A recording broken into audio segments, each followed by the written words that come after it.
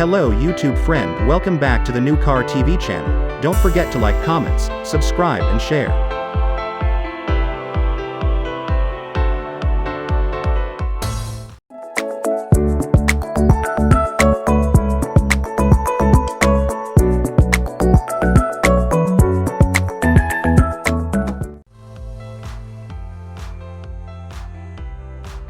(2022) Hyundai Tarlac rendering proposes Ford Ranger competitor.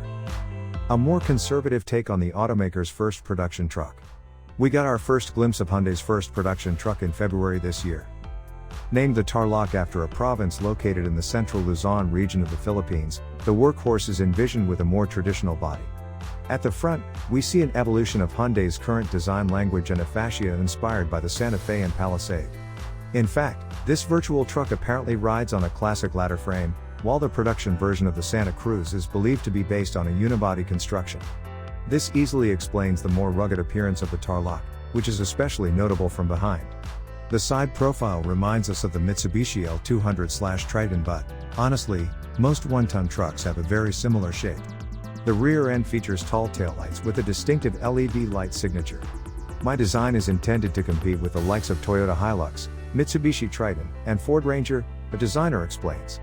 The design follows Hyundai's design philosophy. It carries the same elements from SUVs like Palisade and Santa Fe. If Hyundai's final decision depends on you, what would you go for, a more stylish and lifestyle truck based on a unibody construction, or a traditional ladder frame pickup?